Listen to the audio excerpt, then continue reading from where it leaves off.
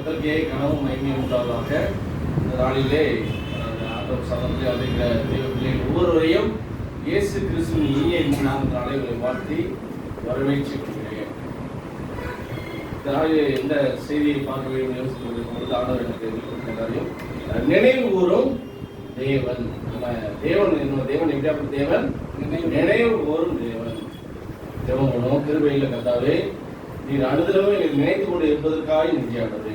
ஒவ்வொரு மணித்துளியும் ஒவ்வொரு நேரமும் ஒவ்வொரு நிமிஷமும் அன்றே என்னுடைய கரம் இதை அதிகமாக நினைத்து கொண்டு இருக்கிறேன் நன்றியானது. என்னுடைய கரம் எங்களோடு இருப்பதற்காக நன்றி. இயேசுவின் பேரால் நினைவு கூறும் தேவன். நம்ம கர்த்தர் யார்? நினைவு கூறுகிறவர். நம்ம எல்லாரும் நினைத்து கொண்டே இருப்பவர். இப்ப நம்ம மேல அதிகமான அன்பு யார் வைத்திருக்கிறார்? கர்த்தர் அவருடைய பிள்ளைகள் மேலே அதிகமான நன்மைகளை கொடுப்பதற்காக அவர் அதிகமாக அவர் நினைத்துக் கொண்டே இருப்பார், இருந்து கொண்டே இருக்கிறார். சங்கீத 136 பார்ப்பது போல சங்கீத 136 23 26 படிக்கும் பொழுது நம்முடைய தாழ்வில் நம்மை நினைத்தவரை துதியுங்கள், அவர் கிருபை என்றும் உள்ளது. நம்முடைய தாழ்வில் நம்மை நினைத்தவரை துதியுங்கள், அவர் கிருபை என்றும் உள்ளது. கஷ்டப்படுகிற சூழ்நிலையும் சரி, கஷ்டமான ஒரு சூழ்நிலையும் சரி, ஆண்டவர் அந்த சூழ்நிலையும் ஆண்டவர் என்ன செய்கிறார்? நம்மளே நினைத்து கொண்டே இருக்கிறார். அவர் கிருபை என்றும் உள்ளது. அவருடைய பிள்ளைகளே அதிகமாக நினைக்கிறார். அவர் பிள்ளைகளை அவர் என்றுமே மறந்து போவதில்லை. இஸ்ரவேலை காட்ட ஆண்டவர் என்ன செய்வதில்லை? உறங்குவதும் இல்லை, தூங்குவதும் இல்லை. அவர் அப்படி எதுவுமே செய்யாமல் நம்ம என்ன செய்ய 24 மணி நேரமும் நம்ம நினைத்து கொண்டே இருக்கிறார். அப்ப நம்ம தேவன் எப்படியாப்பட்ட தேவன்? நினைவு கூறுகிற தேவன். அவருடைய பிள்ளைகளை நினைத்துக் கொண்டிருக்கிற தேவன். சங்கீத 115 12 சங்கீத 115 12 கர்த்தர் நம்மை நினைத்திருக்கிறார், அவர் ஆசீர்வதிப்பார், இஸ்ரவேல் குடும்பத்தாரை ஆசீர்வதிப்பார், அவர் ஆரோன் குடும்பத்தாரை ஆசீர்வதிப்பார். கர்த்தர் நம்மை நினைத்திருக்கிறார். கர்த்தர் தான் கர்த்தர் இயேசு கிறிஸ்து பிதாவானவர். பிதாவான பரிசாவியதை மூன்றில் ஒருவராக இருக்கிற திரியேக தேவன் நம்மை நினைத்துக் கொண்டிருக்கிறார். அவர் ஆசீர்வதிப்பார், இஸ்ரவேல் குடும்பத்தாரை ஆசீர்வதிப்பார், ஆரோன் குடும்பத்தாரை ஆசீர்வதிப்பார். நீங்க நினைக்கலாம் இஸ்ரவேல் குடும்பத்தாரை தான் ஆசீர்வதிப்பாரா என்று நீங்க யோசிக்கிறார். நம்மளும் இஸ்ரவேல் தான். ஆவிக்குரிய நம்மெல்லாம் புறஜாதிகளாக இருந்தாலும் ஆண்டவர் நம்ம ஆவிக்குரிய இஸ்ரவேலாக மாற்றி விட்டார். நம்ம புறஜாதிகளாக இருந்தாலும் ஆண்டவர் என்ன செய்யறோம்?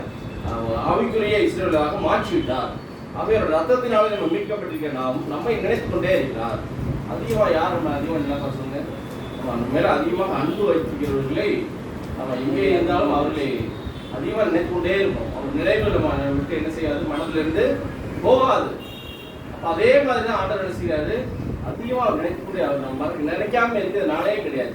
நாம் அவர் நினைக்கிறோமோ இல்லையோ, ஆனால் கர்த்தர் நம்மளை நினைத்து கொண்டே இருக்கிறார். அவருடைய பிள்ளைகளை நினைத்து கொண்டே இருக்கிறார். ஏனென்றால் அவர் மேல அதிகமான ஒரு பாசம் வைத்திருக்கிறார், நம்ம மேல அதிகமான கருணை வைத்திருக்கிறார், நம்ம மேல அதிகமான சகாயத்தை வைத்திருக்கிறார். அந்த ஆண்டவர் நம்ம கூட இருப்பதனால என்ன செய்யக்கூடாது? ஒரு நாளும் நம்ம என்ன செய்யக்கூடாது? பயப்படக்கூடாது. லூக்கா 8ஆம் அதிகாரத்திலே ஒரு பெரும்பாடுள்ள ஸ்திரீயானவள், பெரும்பாடுள்ள ஒரு ஸ்திரீயை வைத்தியர்களிடம் அதிக வைத்தியர்களிடம் சென்றும் அவருடைய நோய் பிணி அவளை விட்டு போகவில்லை, குணமாகவில்லை.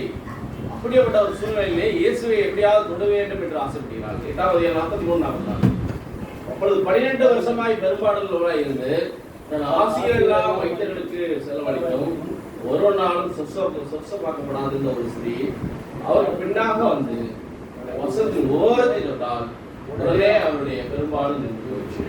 12 வருஷமாய் இந்த பெரும்பாடுள்ள ஸ்திரீ எவ்வளவு அவருடைய சொத்து பத்துகள் எல்லாம் ஆசிரியர் எல்லாம் அநேக டாக்டர்களிடம் வைத்தியர்களிடம் சென்றும் அவர்கள் நோயை என்ன செய்யவில்லை? குணமாகவில்லை, சுத்தமாகவே ஆகவில்லை. ஆனால் பணம் மாத்திரம் எல்லாம் போய்விட்டது. ஆனால் அவருக்கு நோய் குணமாகவில்லை. அப்போது இயேசுவை எப்படியாவது நான் இயேசு வருஷத்தை ஓரத்தை தொட்டால் உடனே அவருடைய பெரும்பாடு நின்று போயிடுச்சு.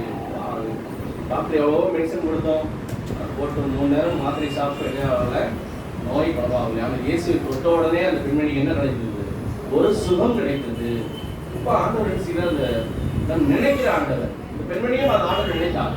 இயேசு எப்படியாவது தொடுவேன், இயேசுடைய சப்சத்தின் ஓரத்தை வஸ்திரத்தின் ஓரத்தை நான் தொடுவேன் என்று நினைக்க கொண்டால் அதே மாதிரி தொட்டால் அவன் சுகம் பெற்றான். ஆக இந்த நாளில் வந்து நம்ம என்ன செய்ய வேண்டும் என்றால் இயேசுவின் வஸ்திரத்தை ஓரம் இருந்து தொட வேண்டும். நம்ம தொடுவதுதான் அவருடைய உண்மையான ஒரு காரியமாக அது காணப்படுகிறது. எபிரேயர் 6ஆம் அதிகாரம் 10வது வசனம். எபிரேயர் 6ஆம் அதிகாரம் 10வது வசனம். எபிரேயர் 6ஆம் அதிகாரம் 10வது வசனம். ஏனென்றால் உங்கள் கிரியையும் நீங்கள் பரிசுத்தவான்களுக்கு ஊழியம் செய்ததினாலும் செய்து வருகிறதுனாலும் நமது நாமத்திற்கு காண்பித்த அன்புள்ள பிரயாசத்தையும் மறந்து விடுவதற்கு தேவன் அநீதி உள்ளவரோ உள்ளவர் அல்லவே. தேவன் வந்து அநீதி உள்ளவர் அல்லவே. அவர் அநீதியை அவருக்கு பிடிக்காது. அநீதி உள்ள தேவன். நீதி உள்ள தேவன் நம்ம என்ன செய்யறாரு? நம்ம நினைத்து கொண்டிருக்கிறார். நினைக்க தேவனை நம்ம என்ன செய்ய ஒரு நாளும் மறந்து விடக்கூடாது. நம்ம போகும்பொழுதும் வரும்பொழுது என்ன செய்ய வேண்டும்? நம்ம என்ன செய்யணும்? அவர் நினைத்து கொண்டே இருக்க வேண்டும். நம்ம வீட்டில் இருக்கும்போது சிறு பிள்ளைகள், வீட்டில் இருக்கிற பிள்ளைகளுக்கும் வேற பிள்ளைகள் என்ன செய்ய வேண்டும்? நம்ம என்ன செய்ய வேண்டும்? வசனங்களை சொல்லிக் கொடுக்க வேண்டும். வசனத்தை என்ன செய்ய வேண்டும்? சொல்லிக் கொடுக்க வேண்டும். நம்ம என்ன செய்யக்கூடாது? அதிகமாக என்ன செய்ய உலக காரியங்களிலே ஈடுபடாதபடி அதிகமாக என்ன செய்யக்கூடாது? அதிகமாக என்ன செய்யக்கூடாது? எங்கே என்ன செய்யறாங்க? என்ன பண்ணுறாங்க? இவங்கெல்லாம் வீட்டில் என்ன அதிகமாக ஆண்டுடைய வசனத்தை நீங்கள் தியானிக்க வேண்டும். ஆண்டுடைய வசனங்களை அதிகமாக தியானிக்க வேண்டும். ஆதியாகமம் 8ஆம் அதிகாரம் 1வது வசனம். ஆதியாகமம் 8ஆம் அதிகாரம் 1வது வசனத்திலே கர்த்தர் வந்து நோவாவை நினைத்தருளினார் என்று இந்த வசனம் சொல்லுகிறது. தேவன் நோவாவையும் அவனுடைய பேரில் சகல காட்டு மிருகங்களையும் சகல நாட்டு மிருகங்களையும் நினைத்தருளினார். தேவன் பூமியின் மேல் காற்றை வீச பண்ணினார். அப்பொழுது ஜலம் அமர்ந்தது. அப்ப அந்த பாத்தீங்கன்னா அவன் நோவாவையும் அவனுடைய பேரில் இருந்து சகல காட்டு மிருகங்களையும் சகல நாட்டு மிருகங்களையும் நினைத்தருளினா எல்லாத்தையும் நினைக்கிறார். தேவன் என்ன செய்தாரு? நோவாவையும் அவருடைய குடும்பத்தாரையும் சகல நாட்டு மிருகங்கள் காட்டு மிருகங்கள் எல்லாத்தையும் அவர் நினைத்து கொண்டே இருக்கிறார். தேவன் பூமியின் மேல் காட்சியை வீசப்படுகிறார். அப்பொழுது ஜலம் அமர்ந்தது, தண்ணீர் மழை என்று போனாங்க. ஆனால் பார்த்தீங்கன்னா 40 நாளும் அவர்கள் என்ன செய்ய ரொம்ப கஷ்டப்படுகிறார்கள். ஆனால் அவருடைய குடும்பத்தாரும் கஷ்டப்பட்டார்களா? அவர்கள் கஷ்டப்படவில்லை. ஏனென்றால் அவர்கள் எதுக்குள்ளாக இருக்கிறார்கள்? வேலைக்குள்ளாக இருக்கிறார்கள். எதுக்குள்ளாக? வேலைக்குள்ளாக. கதவை மூடினது யார்? கர்த்தர் கதவை, வேலையின் கதவை உள்ளே வைத்து அடைத்து விட்டார். ஆனால் வெளியே இருக்கிற மக்கள் எல்லாரும் அவசரப்படுகிறார்கள். அவர்கள் எல்லாரும் ஆண்டோட சத்தத்தை கேட்காதனாலே அவர்கள் எல்லோரும் தண்ணீரிலே இறந்து போனார்கள். ஆனால் நோவாவையும் அவருடைய குடும்பத்தாரையும் காட்டு மிருகங்கள் நாட்டு மிருகங்கள் கர்த்தர் நினைத்தவர்களே அவர்களை பாதுகாப்பாக வைத்திருக்கிறார். தேவனுடைய ஸ்தலமாகிய தேவனுடைய திருச்சபையிலே இது நமக்கு என்னதான்? நமக்கு ஒரு வேலை கொண்டது பாதுகாப்பாத இடம். வெளியே போனால் இது பாதுகாப்பு நமக்கு இருக்கிறது. உலக காரியம் எதுவுமே பாதுகாப்பு இல்லை. உலகத்தில் எதுவுமே பாதுகாப்பு இல்லை. ஆண்டோடைய சமூகத்தில் இருப்பதுதான் நமக்கு என்ன பாதுகாப்பு? முழுமையான 100% 100% பாதுகாப்பு எங்க தான் இருக்கிறது? ஆண்டோடைய சமூகத்திலையும் தேவனுடைய பிரசன்னத்தில் தான் இருக்கு. ஆனால் அந்த பிரசன்னத்தை என்ன செய்ய வேண்டும்? அதிகமாக அவருடைய பிரசன்னத்திலே நீங்கள் அதிகமாக இருக்க வேண்டும். ஆக அந்த அவரோட கூட இருக்கும் பொழுது நமக்கு முழுமையான பாதுகாவலை ஆண்டவர் நமக்கு கொடுப்பார். ஆதியாகமம் 7ஆம் அதிகாரம் 10வது வசனம் 11வது வசனம். 7 நாள் சென்ற பின்பு பூமியின் மேல் கடற்கரையும் உண்டாயிற்று. நோவாவுக்கு 60ஆம் வயதாகும் வருஷம் 2ஆம் மாதம் 17ஆம் தேதியாகிய நாளிலே மகா ஆழத்தின் ஊற்றுக்கண்களை வானத்தின் மதகுகளும் அப்படிங்களா? 600 வயசு யாருக்கு? நோவாவுக்கு. இப்போ 600 வயசுல தான் என்ன வந்தது அவருக்கு? 600 வயசு இருக்கும்போது அந்த பேரைக்கு போனார். அப்பதான் என்ன வந்தது? அது பெரிய என்ன வந்தது? பெரிய மழை வந்தது. இப்போ அந்த ஆண்டவர் சமூகத்தை பாருங்க, இந்த ஆழத்தின் வானத்தின் மதகுகளும் 40 நாள் இரவும் பகலும் பூமியின் மேல் பெருமழை வருகிறது. இரவும் பகலும் 40 நாள் இல்லாமல் என்ன செய்கிறது? மழை வருகிறது. இரவும் பகலும் மழை விடாமல் இருந்த போல தண்ணீர் வந்துடும். தண்ணீர் அதிகமாக வந்து என்ன செய்கிறார்கள்? ரொம்ப எல்லாரும் கஷ்டப்படுகிறார்கள். அந்த மழை வந்து அந்த தண்ணீர் வெள்ளம் எங்கே எதிர்க்கு வந்தது? அரராத் மலை வரைக்கும் வந்து மழை பெரிய பெரிய மலைகள்லாம் மூடி விட்டாங்க. என்றால் 40 நாள் பெரிய மழையை ஆண்டவர் கட்டளையிட்டார். ஆனால் ஆண்டவர் நினைவு கூர்ந்த ஆண்டவர் நோவாவையும் குடும்பத்தாரையும் நினைவு கூர்ந்து அவரை பாதுகாப்பாக வைத்து இதே போல தன்னுடைய பிள்ளைகள் அவரை நினைக்கும் பிள்ளைகள் அவருக்கு எவ்வளவு சூழ்நிலை வந்தாலும் சரி அவருடைய பிள்ளைகள் ஒரு நாள் என்ன செய்வார்? மத்தியம் அவர்களுக்கு எந்த பிரச்சனையும் வராது. ஒரு நாள் எத்தனை பிள்ளைகள் மதிப்பானார்? ஒரு நாள் ஹாஸ்பிட்டல் எல்லாம் என்ன ஆகிட்டது? கூட்டமாக என்ன செய்ய மூடி விட்டு ஹாஸ்பிட்டல் எல்லாம் ஆனது. பெட்டே கிடைக்கவில்லை. விட்டே இல்லை. அவ்வளவு கூட்டங்கள், அவ்வளவு பிரச்சனைகள். ஆண்டோட பிள்ளைகள் கூட அந்த பிரச்சனைகள் வந்திருக்கலாம், குடும்பம் கூட அந்த காய்ச்சல்லாம் வந்திருக்கலாம். ஆனால் ஆண்டோடைய பிள்ளைகளை அவர் என்ன செய்தார்? அந்த சூழ்நிலையிலே பாதுகாத்தார். அவருடைய பிள்ளைகளை பாதுகாத்து அந்த புது ஜீவனை மறுபடியுமாக கொடுத்ததாக நம்ம பார்க்க முடியும். இப்போ ஆண்டவர் மேல அன்புள்ள பிள்ளைகளை அவர் ஒரு நாளும் என்ன செய்ய மாட்டார்? கைவிட மாட்டார். ஆகவே இந்த 8ஆம் அதிகாரம் 7ஆம் வசனத்தை படிக்க பாருங்க.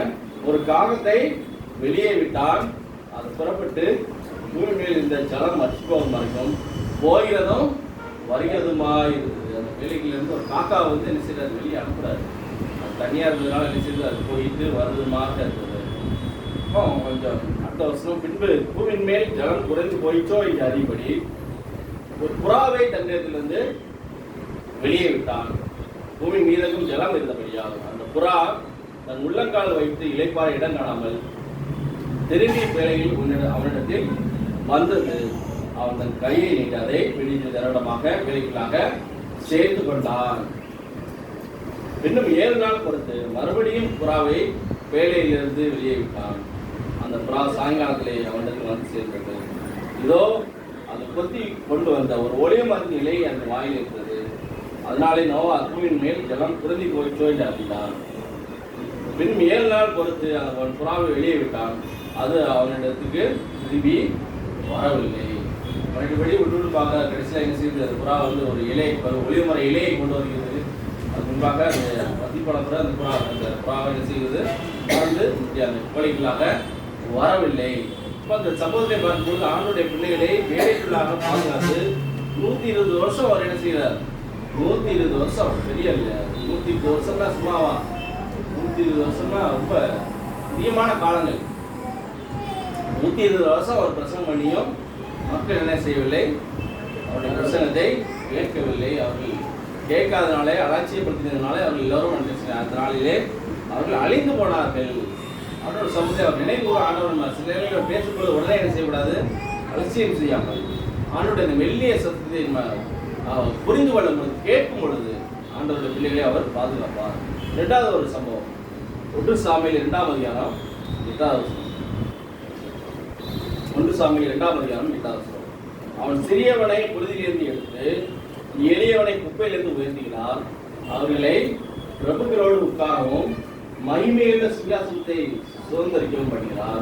பூமியின் அசிபாரங்கள் கர்த்தருடையவர்கள், அவரே அவைகளின் மேல் உச்சகரத்தை வைக்கிறார். சமூகத்தை பார்க்கும் பொழுது அவர் சிறியவனை புழுதியிலிருந்து எடுக்கிறாராம், பெரியவனை குப்பையிலிருந்து எடுக்கிறாராம். எடுத்து அவர்களை பிரபுக்களோடும் ராஜாக்களோடும் மகிமையுள்ள சிங்காசனத்தில் உட்காரவும் ஆண்டவர் செய்கிறார் என்று ஆண்டவர்கள் நினைத்து கொண்டே இருக்கிறார். அண்ணாலையும் நினைத்தாரா என்று பார்க்கும்போது அண்ணாலையும் கர்த்தர் தேவ சமூகத்திலே 1 சாமுவேல் 1ஆம் அதிகாரத்திலே 10வது வருஷத்திலே அவள் போய் மனங்கசந்து மிகவும் அழுது கர்த்தரை நோக்கி விண்ணப்பம் பண்ணினாள். ஏனென்றால் அவர் குழந்தை பாக்கியம் இல்லாதனாலே அவருக்கு என்ன குழந்தை பாக்கியம் இல்லாதனால அவருக்கு மன உளைச்சலாக இருந்தது. குழந்தை இல்லாதனாலே அவள் என்ன செய்கிறார்கள்? அவர் ரொம்ப மன வேதனை படிக்கிறார். குழந்தை இல்லாதனால சமூகத்தில் எப்படி வாழ முடியும்? அவருக்கு ரொம்ப மனவேதனை படிக்கிறார். ஆண்டவர் சொல்கிறார், கண்டிப்பாக உனக்கு மனசு அழுது என்ன செய்கிறார்? ஆண்டவர் சமூகத்திலே மன்றாடுகிறார். மன்றாடி அவர் ஆண்டவர் சமூகத்திலே மன்றாடி கடைசியிலே அவர் ஒரு சாமுவேலை பெற்று எடுக்கிறதுக்கு ஆண்டவர் 20வது வசனம்.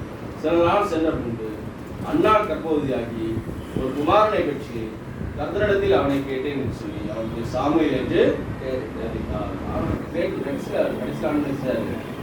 குழந்தையா சாமுவேல் என்ற குழந்தையை கர்த்தர் அன்னாளுக்கு கொடுத்தார். ஏனென்றால் அந்த ஆண்டவர் அந்த நினைவுறுதி ஆண்டவர் அன்னாளை மறக்கவில்லை. அவருக்கு தேவையான அந்த குழந்தை பாக்கியத்தையும் கர்த்தர் கொடுத்தார். ஆனால் கடைசியிலே அந்த குழந்தையை பால் மறந்த பின்பு ஆண்டோட சமூகத்திலே ஆலயத்திலே விட்டு வருகிறான், ஊழியம் செய்ய வருகிறான். இப்போ ஆண்டோட சமூகத்திலே அவர் கேட்கிற பிள்ளைகளை தாமதமானதான் இந்த அந்நாளுக்கு கொஞ்சம் கால தாமதம் ஆனாலும் அவருடைய அழுகையை ஆண்டோட சமூகத்தை ஊட்டு விட்டதுனாலே அவருடைய இந்த அழுகையை ஆண்டவர் துருத்தியை வைத்து அந்த பெண்மணிக்கு நல்ல குழந்தையை கொடுத்தார். நீதிமொழிகள் 12ஆம் அதிகாரம் 5வது வசனம். நீதிமொழிகள் 12ஆம் அதிகாரம் 5வது வசனம்.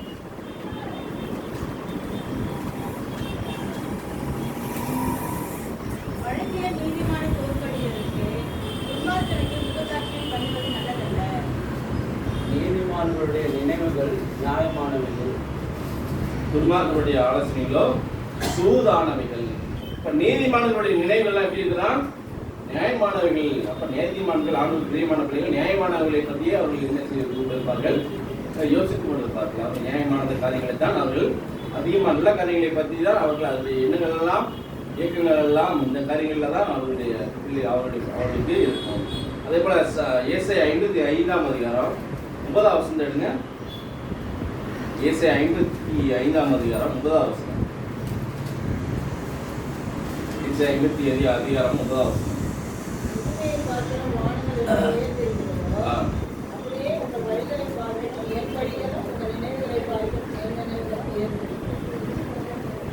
அப்பா வந்து சொல்கிற வசனத்துல பூமியை பார்க்கிறோம் வானங்கள் எப்படி உயர்ந்திருக்கிறதோ. ஆமா, பூமியை பார்க்க வானங்கள் எவ்வளவு உயரமா இருக்குது இல்லையா? எத்தனை பேர் நீங்க விமானத்துல போயிருக்கீங்களா? போகும்போதுதான் அவங்க தெரியும். அந்த விமானத்திலே பறக்கும்போது தான் தெரியும் எவ்வளவு உயரமாக அந்த விமானங்கள் பறந்து வந்து அந்த அதுக்கு மேலாகத்தான் என்ன இருக்குது, 2ஆம் வானம் 3ஆம் வானம் இந்த பவுல் இதுல தரிசனத்துல போராது பாருங்க அந்த இடங்கள். அதுக்கு மேலதான் என்ன இருக்குது, நமக்கு மரோ ராஜ்யம். அந்த பூமியை பார்க்க வானம் எப்படி உயர்ந்திருக்கிறதோ அப்படியே உங்கள் வழிகளை பார்க்கலாம், என் வழிகளும் உங்கள் நினைவுகளை பார்க்கலாம், என் நினைவுகளும் உயர்ந்திருக்கிறது. நம்ம நினைச்சிருக்கிற காரியங்கள்லாம் பாருங்க, பூமிக்கு வானத்துக்கு எவ்வளவு உயரமா இருக்கிறதோ அதே மாதிரிதான் நம்ம ஆண்டவர் நம்மளை அந்த உயரத்துக்கு நம்ம ஆண்டவர் நம்மளை பிள்ளைகளை கொண்டு செல்ல வேண்டும் என்றுதான் அவருடைய விருப்பமாக காணப்படுகிறது. ஆகவே நம்ம அந்த நினைக்கும் தேவனை மனசில் ஒரு நாள் நம்ம என்ன செய்யக்கூடாது, மறந்து விடக்கூடாது. நம்ம ஆண்டவர் சமத்தை அவனுடைய கருத்தை பிடித்து கொள்ள வேண்டும். சிறர்களே வாழ்க்கையில் ஏற்படுகிற தோல்விகளும் துன்பங்களும் வரும்பொழுது தான் நினைச்சக்கூடாது, என்ன சோர்ந்து போய்விடக்கூடாது. ஆண்டவர் நம்ம நினைத்து கொண்டு தான் இருக்கிறார். இன்னைக்கு தேவன் என்ன செய்கிறார், ஒரு நாளும் தானியலை தூக்கி சிங்கக்கபிலே போட்டார்களே, அந்த சிங்கத்தின் வாயை கத்தர் என்ன செய்தார், தேவதூர்கள் என்ன செய்தார், அவர்கள் வாயை கட்டி போட்டார்கள். தானியலை வந்து கத்தர் நினைத்ததுனாலே அவனது சிங்கங்கள் அவனை கடித்ததா என்று பார்க்கும் பொழுது அந்த சிங்கங்கள் அவனை அடிக்கவில்லை. அவனை ஆனால் எதிரிகள் தானிய மேலே குற்றச்சாட்டின பிள்ளைகளை தூக்கி அந்த சிங்கக்கபிலே போடும் பொழுது அவர்கள் மேலிருந்து கீழே விழுவதற்குள்ளாக அந்த சிங்கங்கள் எல்லாம் அவர் மேலே பாய்ந்து அவர்கள் எலும்புகள் எல்லாம் வச்சு நொறுக்கி போட்டது என்று வேதம் சொல்கிறது. 24 தானியேல் 6ஆம் அதிகாரம் 24. தானியேல் மேல் குற்றச்சாட்டின மனுஷரை என்றால் ராஜா கொண்டு வர சொன்னார். அவர்களையும் அவர்கள் குமாரரையும் அவர்கள் மனைவிகளையும் சிங்கங்களுக்கு வெளியே போட்டார்கள். அவர்கள் கெபியின் அடியிலே சேரும் முன்னே சிங்கங்கள் அவர்கள் மேல் பாய்ந்து அவர்கள் எலும்புகள் எல்லாம் என்னதான் நொறுக்கி போட்டதாம். எலும்புகள் எல்லாம் எல்லா சிங்கங்கள் எல்லாம் நொறுக்கி போட்டது. பாண்டவர் ஆண்டவர் சமூகத்துக்கு அவர் நம்ம நினைக்கிற ஆண்டவர் நம்ம நினைக்கிற ஆண்டவர். வாழ்க்கையில இருக்கிறவங்கள சூழ்நிலை எப்படினாலும் வந்தாலும் சரி, படிக்கிற பிள்ளைகள் கொஞ்சம் கஷ்டமா இருந்தாலும் சரி, படித்த காரியங்கள் மனதில் படிக்கிற மாதிரி புரியுற மாதிரி இருக்கும், ஆனால் இது செய்யும்போது மறந்துவிடும். அந்த மாதிரி சூழ்நிலையில் வந்து ஆண்டவரை என்ன செய்ய வேண்டும், ஒரு ஞானத்திற்குள்ள குறைவுள்ள யார்கிட்ட கேட்க வேண்டும் என்று அவர் சொல்கிறது. யாருக்கும் சம்பரமாய் குடிக்கிற கத்திரிடத்திலே கேட்க கடவன், அப்பொழுது அவன் என்ன செய்வார், அவனுக்கு பூரண ஞானத்தை கொடுப்பார் என்று யாக்கோபுல பையன். ஆகவே நம்ம ஞானம் எல்லா வருஷமும் ஆண்டவர் நம்ம பிள்ளைகளை உயர்ந்தவர்களாகத்தான் அவர் என்ன செய்கிறார், வைக்கிறார். ஆகவே நம்ம அதை நினைக்கிற ஆண்டவரை நம்ம நினைச்ச ஒரு நாளும் நாம் மறந்து விடக்கூடாது. அவர் நம்ம நினைத்து கொண்டே இருக்கிறார், நாம் அவரை மறந்து விட கூடாது. அந்த நினைவு ஆண்டவர் பைசா காலேஜ் படிக்கும்போது ரொம்ப சில நேரங்கள் அளந்துருக்கிறார். அங்கே போய் அங்கே பைசா காலேஜுக்கு போது அது மிலிட்ரி மாதிரி, மிலிட்ரினா இது ஸ்பீடாக இருக்கணும். காலையிலேருந்து நைட் வரைக்கும் ஓடிக்கிட்டே இருக்கும், ஒரு இடத்துல உட்கார முடியாது. காலையில் நீங்கள் ஆரம்பிக்கிற 6 மணிக்கு ஆரம்பிக்கிற 4 நைட் முடிகிற வரைக்கும் நீங்கள் உட்கார முடியாது. நைட் தூங்கும்போது தான் தூங்க முடியும். மாற்றி என்ன செய்யும், ஒரு ப்ரோக்ராமாக பண்ணிச்சிங்கன்னா அந்த அதில் வந்து அதில் 6 மணிக்கு 6:30 என்ன வந்துடும், காலையில் ஒரு சீக்கிரம் இருக்கும். 6லேருந்து 7 மணி வரைக்கும் ஒரு சீக்கிரம். இப்போ 7 மணிலேருந்து 7:30 வரைக்கும் பிரேக்ஃபாஸ்ட், அதுக்கப்புறம் முடிஞ்ச கிளாஸ்லாம் முடிஞ்ச பிறகு அப்புறம் ஒரு வேலையும் செய்ய வேண்டும். 3 மணி நேரம் என்ன செய்ய வேண்டும், 3 மணி நேரம் நீங்கள் வேலை செஞ்சே ஆக முடியும். அது முன்பாக உங்களுக்கு அப்படியே வரும். சாயங்காலம் ஒரு சீப்பு 5 to 6 சில காரியங்கள் இருக்கும். அது முன்னாடி ஒரு சீப்பு இருக்கும். அது முடிஞ்ச பிறகு ஸ்டடி கார்டுன்னு ஒன்று இருக்கும். அதில் நீங்கள் சேர்ந்தோம் படிக்க வேண்டும். அப்படியே படிக்க வேண்டாம்னா அது நீங்கள் அந்த கோர்ஸ் எல்லாம் எடுத்து பாடம் படிக்கணும். கஷ்டப்பட்டு புரியுதோ புரியல நீங்கள் என்ன செய்யணும், பாஸ் பண்ண வேண்டும். என்ன கிரேட் வாங்கணும், ஏபிசி சி வரைக்கும் தான் வாங்கணும். டி வாங்கிட்டுனா என்ன கருத்து, டி வாங்கிட்டுனா என்ன உங்களுக்கு பெயில் லிஸ்ட்டில் தான் வந்துருவீங்க. டி கிரேடு வாங்கிட்டீங்கன்னா நீங்கள் அந்த கோர்ஸை நீங்கள் மறுபடியும் ரிப்பீட் பண்ணணும். அதுவும் அந்த அடுத்த செமஸ்டர் நீங்கள் ரிப்பீட் பண்ண முடியாது. அதுக்கு அடுத்த வருஷம் ஃபர்ஸ்ட் செமஸ்டர் எடுத்த கோர்ஸை ஃபர்ஸ்ட் செமஸ்டர் அதுக்கு அடுத்த வருஷம் ஒரு ஃபர்ஸ்ட் செமஸ்டர் தான் அந்த கோர்ஸை எடுத்து ரிப்பீட் பண்ணணும். அப்போ உங்களுக்கு வந்து அதனால் ஒரு கோர்ஸில் நீங்கள் வெளியே ஆகிட்டீங்கன்னா ஒரு வருஷம் முன்னாலும் வேஸ்ட் ஆகும். அப்போ அப்படி படிக்கும் பொழுது அதுவும் அது படிக்கும்போது ரொம்ப கஷ்டமாக இருக்கும். அது படிக்கிறது கொஞ்சம் கஷ்டமாக இருக்கும். அது படித்து எல்லாத்தையும் படித்து 4-5 வருஷம் படித்து முடிச்சப்போ மறுபடியும் ஒரு எக்ஸாம் வைப்பாங்க. அது என்ன எக்ஸாமு, காம்ப்ரிகென்ஷன் ஒரு எக்ஸாம் வச்சுருவாங்க. இவ்வளோ தூரம் படிச்சுட்டு எல்லாத்தையும் பாஸ் பண்ணி வந்த பிறகு எல்லாத்தையும் 8 வாங்கிட்டு அதுக்கு ஒரு 3 நாள் ஒரு 3 exam, first paper, second paper, third paper. அந்த பேப்பரில் நீங்கள் ஃபெயில் ஆகிட்டீங்கன்னா உங்களுக்கு மறுபடியும் அடுத்து இன்னொரு அடுத்தது ஃபெயில் ஆகிட்டீங்கன்னா அதுக்கு கிராஜுவேட் ஆக முடியாது. அப்போ அதுக்கடுத்த வருஷம் நீங்கள் வந்து அந்த எக்ஸாம் காம்ப்ரிகென்ஷன் எக்ஸாம் வந்து எழுதி முடித்த பிறகு தான் அடுத்த எக்ஸாம் என்ன செஞ்சு நீங்கள் அட்டன் பண்ணி பாஸ் பண்ணால் தான் நீங்கள் கிராஜுவேட் ஆக முடியும். இதில் ஓரல் எக்ஸாம் வராது. பார்த்தீங்கன்னா உங்களை வந்து கஷ்டம் ரொம்ப கஷ்டமாயிருக்கும். படித்து கொண்டு போகிறவங்களுக்கு ஈஸியாக இருக்கும். வேறு ஒன்றும் தெரியாமல் போய் போயிட்டுமா என்ன ஆகிரும், பாதி பிள்ளைகள் என்ன செய்வார்கள், படிக்க முடியாது என்ன செய்வார்கள், ஓடி வந்துடுவாங்க. பாதி பிள்ளைகள் வந்து காலங்களில் எதுவும் படிக்க கஷ்டப்படாமல் என்ன செய்வாங்க, ஓடிக்கலாம் ஓடி வந்துடுவாங்க. அப்புறம் நான் கூட ஒரு சில காலம் ஓடி வந்துடலாமல் யோசிக்கும் போது வந்து பேக்கை நினச்சிட்டாரு, பிடிச்சி வச்சிட்டாரு. போகண்டா நீ இங்கே இருந்துட்டு அவர் போதாதான் அவரு பிடிச்சி வச்சு நீ படித்தா ஆகணும் அப்படின்னா படித்து கடைசியில் 2.5 GB இருந்தால் தான் நீங்கள் காம்ப்ரிஹென்ஷனே அலோவ் பண்ணுவோன்னுட்டாங்க. இப்படி 2.5 GB இருக்கணும். 2.5 GB சிஸ்டம் தாங்க. இப்போ 2.5 இதாக தான் அந்த என்ன எழுத முடியும், எக்ஸாம் காம்ப்ரிஹென்ஷன் எக்ஸாம் எழுத முடியும். எனக்கு பார்த்தீங்கன்னா இப்போ எவ்வளோ தான் இருந்துச்சு, 2 தான் இருந்துச்சு. நீ என்ன இன்னும் ஒரு 50 நீ ஒரு பாதி வேணும். கொஞ்ச நாள் படிச்சுட்டு கடைசியில் இன்னும் ஒரு 50 GB வேணா எங்கேயே வாங்குறது 80 GB.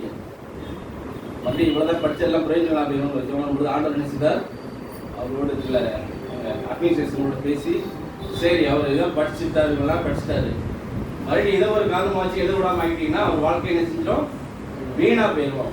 சரி 2 GB இருந்தாலும் பரவாயில்ல, ஏதோ ஒரு எல்லாருக்கும் பேசிட்டாங்க எழுத வைத்தாரு.